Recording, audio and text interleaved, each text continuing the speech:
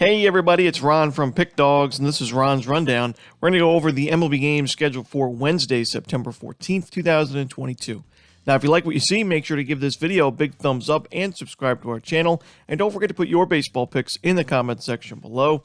If you're looking for my best bets, you can find those at the Premium Picks tab at Pickdawgz.com. Of course, I'm always running my $15 MLB best bet, so you can check that out at Pickdawgz Premium.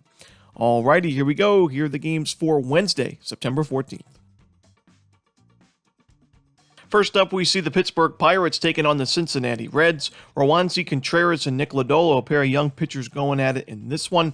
Now, both starting pitchers now have their ERAs below 4 on the season. Romanelli Contreras at 3.29, Nick Lodolo at 3.78, and both of these guys are in pretty good form as of late. The only thing I have a concern with is Romanelli Contreras and his strikeout numbers.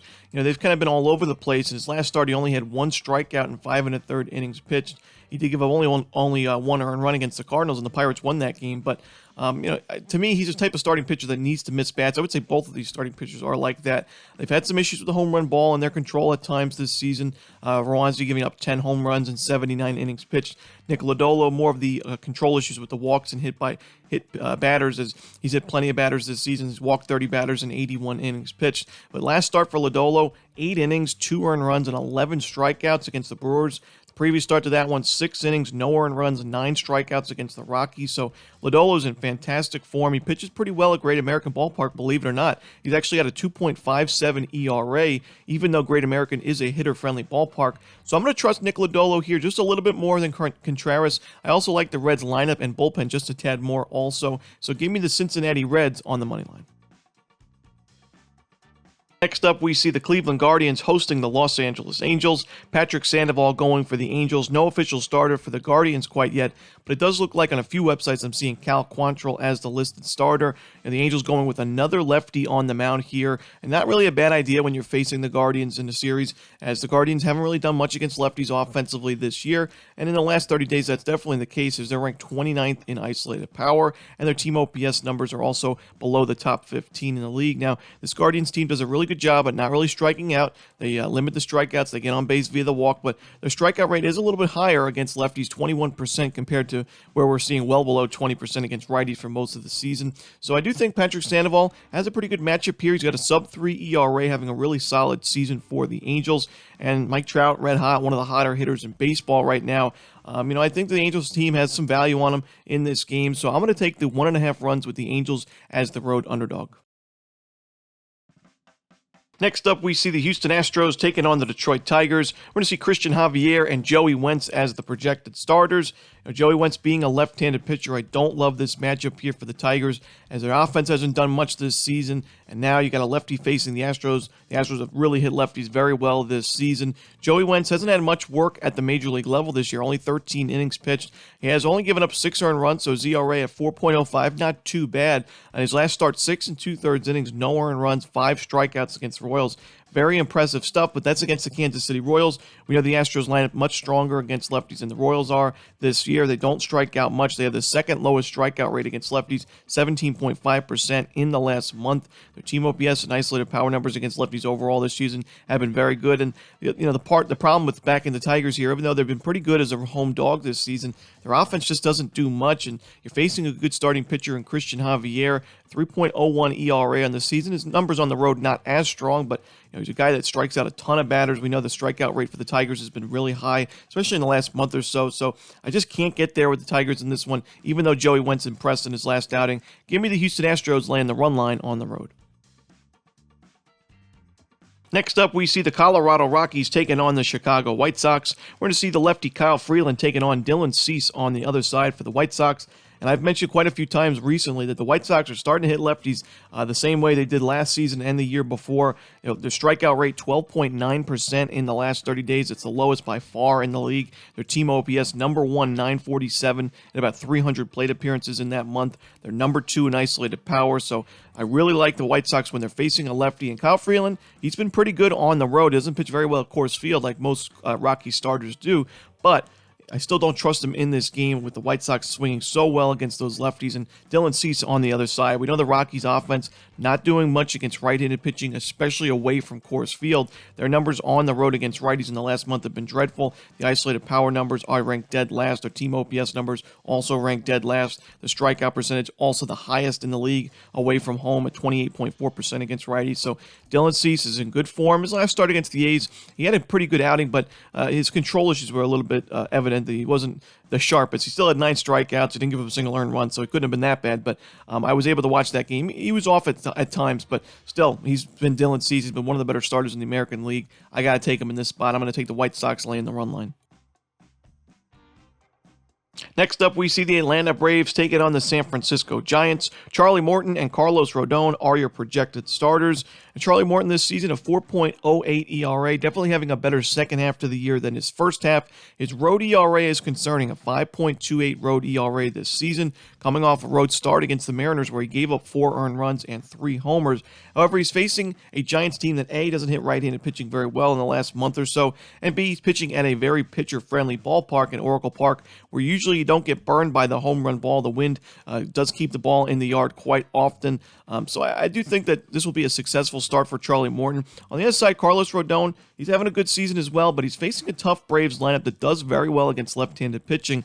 And as much as I'd like to back Rodon here, getting plus money with the Giants at home, I just can't get there when you look at how bad the Giants bullpen has been. So even if Rodon gives the Giants 5, 6, 7 strong innings, I can't trust that bullpen in the later innings to get it done. And the Braves have been really good against lefties, like I mentioned. They don't strike out much, which is something surprising, as this is a team that had an issue with the strikeouts at the beginning there, even against lefties. But in the last 30 days, they're the 4th lowest strikeout rate, 18.3% as a team. Their team OPS is ranked 3rd. Their isolated power is ranked 6th in that stretch against lefties. So I think they get to Rodon for a few runs, and I think it's enough for a win. Give me the Atlanta Braves on the money line.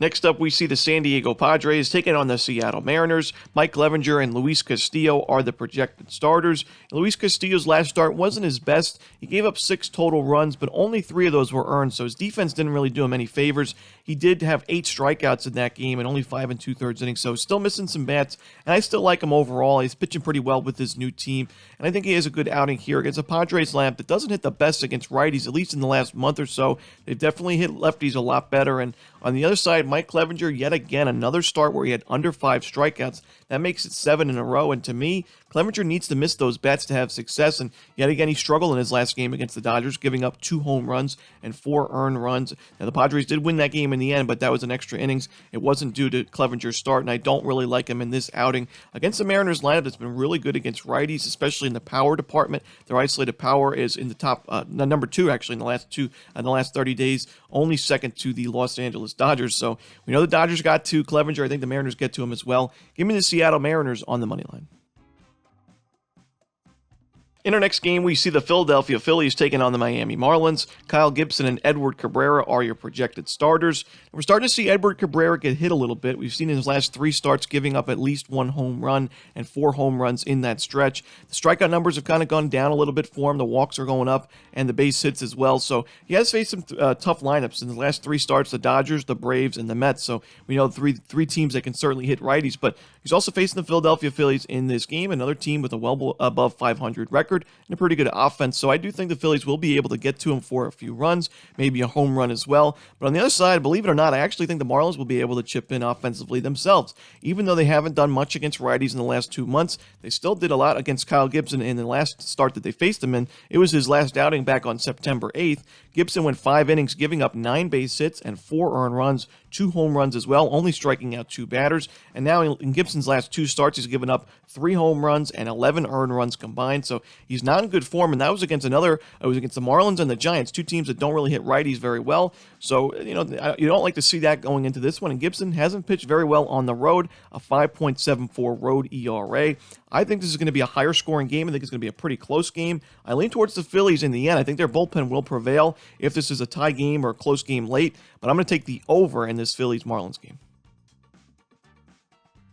In our next game, we see the New York Yankees taking on the Boston Red Sox. Frankie Montas and Brian Bayo are the starters. And when I looked at this 2-game series on paper, I said that Wednesday was probably the better chance for the Red Sox to grab a victory at home, and I'm going to stick to that. I like Brian Bayo. I like the form that he's in. His last 2 starts have been really good overall. 12 strikeouts and 11 in the third innings pitched, only 3 earned runs in that stretch, and yet again, he still has not given up a single home run this season. In 37 in the third innings pitched, no home runs. Pretty impressive for a young pitcher in his first season at the big leagues, and he's keeping the ball on the ground. His ground ball percentage has been very, very good this season. And against the Yankees lineup that hasn't been great against righties, you look at the numbers in the last 30 days, they're 17th in isolated power against righties, and they're 25th in team OPS. The strikeout percentage is up there at 23.6%, just outside the top 10 for highest strikeout rates. So I think Bayo has a decent outing here. And, the Boston Red Sox, they've kind of been all over the place.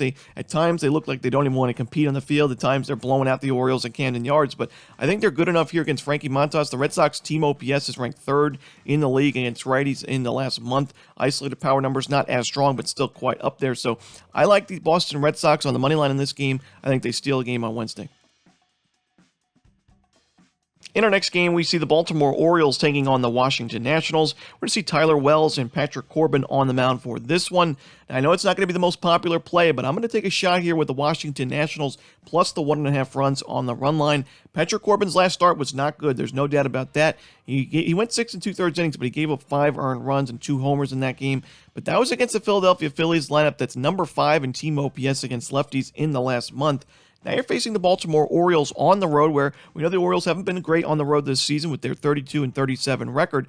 And the Orioles in the last 30 days against lefties, 27th in isolated power, 26th in team OPS, top 15 in highest strikeout rates against those lefties. So Patrick Corbin was pitching very well up until that Philly start. He faced the Padres, only gave up 2 earned runs in 5 1/3. He faced the Reds, giving up only 1 earned run in 6 innings. And then he faced the New York Mets. The Nationals won 7-1, and he went 7 innings, only 1 earned run. So facing the Orioles here, a team that struggled against lefties, I think Patrick Corbin has a decent outing. I don't think it's going to be a world-class shutout, no-hitter, but I do think he'll get them 5-6 decent innings, and that should be enough for the Nationals' bats to compete here. Tyler Wells, on the other side, he's making his return from injury. He had his first outing back on September 7th. He only went 2 innings of work, so how deep in this game will he go? We'll have to see. Probably a little bit farther than 2 innings, but the Washington Nationals against righties have been really good in team OPS-wise. They're ranked number 6 in the league in the last month, only behind the teams like the Braves, the Cardinals, the Dodgers. The Nationals right up there in team OPS against those righties. So I think the Nationals and Orioles bullpens are kind of similar when the Orioles bullpen's playing on the road. At Camden Yard, it's been very sharp, but on the road, I do worry about it a little bit, especially if Wells is not able to go too deep into this game. I'm going to take a shot here with the Nationals, maybe sprinkle a little bit on the money line as well. Next up, we see an AL East battle between the Tampa Bay Rays and the Toronto Blue Jays. Drew Rasmussen and Ross Stripling are the projected starters.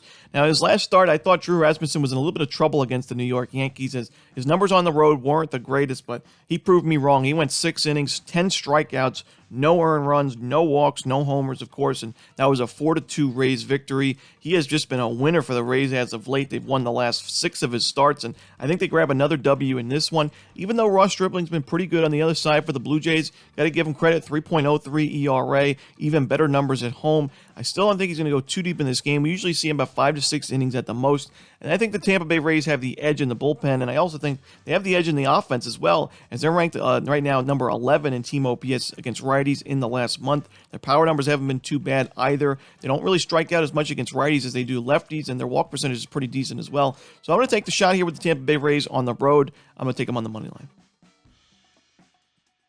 Next up, we see the Chicago Cubs taking on the New York Mets. Drew Smyly going for the Cubs. No official starter for the Mets right now.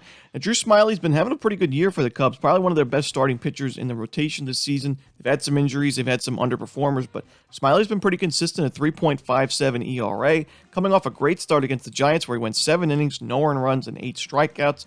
And he's facing a New York Mets team that we know they hit righties very well. Against lefties, not so much. 25th in team OPS. Their strikeout numbers are a little bit higher against lefties in the last month. So I do think we saw the Cubs compete in the first game of this series. They won the game outright, despite the Mets being minus 330 at one point on the money line. So I think the Cubs can compete in this game as well. Give me the Chicago Cubs plus 1.5 runs in this one. Next up, we see the Kansas City Royals taking on the Minnesota Twins. Zach Greinke and Sonny Gray are your starters. Now, I've mentioned that the home and road splits are pretty severe for Zach Greinke this season. pitching very, very well at Kauffman Stadium with that 1.93 ERA, but he can't be backed on the road right now, a 6.33 ERA in 54 road innings. He's given up 13 home runs on the road compared to just 1 in his home starts, and that's been more innings in his home starts, so even more impressive stuff there. A 322 opponent's batting average on the road compared to the 250 opponent's batting average at home. The strikeout numbers are a little bit higher actually on the road, but still not enough, only 34 Ks in 54 innings. I can't trust him in this game, even though the Twins have kind of been underwhelming in the second half of the season, and even though Greinke actually had a pretty good start against these Twins when he pitched at Kauffman Stadium against them back on August 16th. He went 6 innings, giving up only 1 earned run, but he still gave up 9 base hits in that game. On the road here against Sonny Gray, who's been really good at home himself, I just can't get there with the Kansas City Royals, so give me the Minnesota Twins laying the 1.5 runs at Target Field.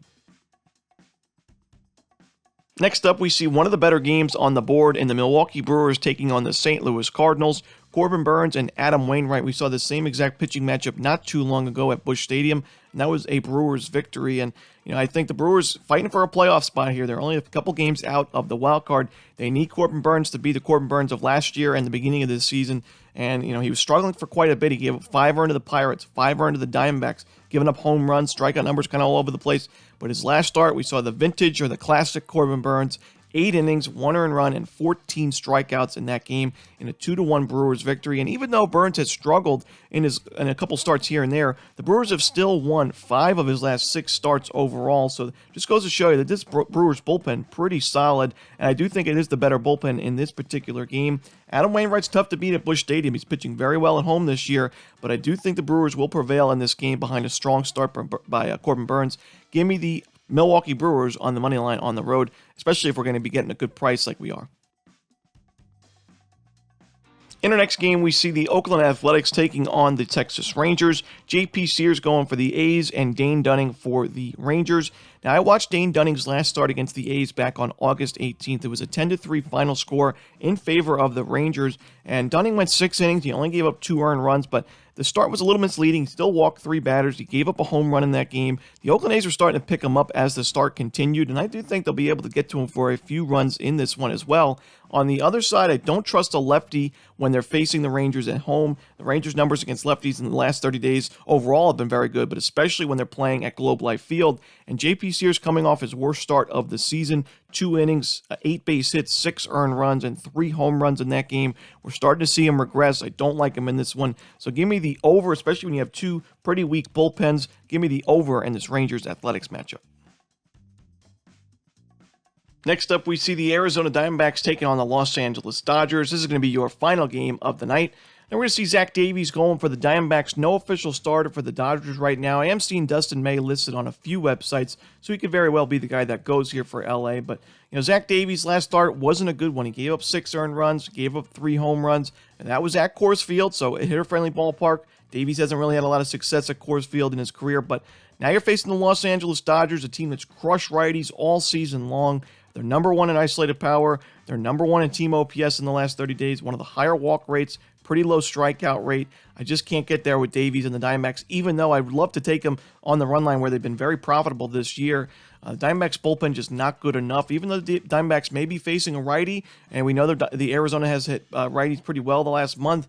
I just can't trust them and Davies and the bullpen. So give me the Los Angeles Dodgers laying the run line to end the night. And that's it. Those are the games for Wednesday, September 14th. Hope you enjoyed this video. If you did, don't forget to hit that like button and subscribe. And don't forget to put your baseball picks in the comment section below. Again, if you're looking for my best bets, you can find those at Pick Dawgz Premium. As always, this is Ron Romanelli. Good luck.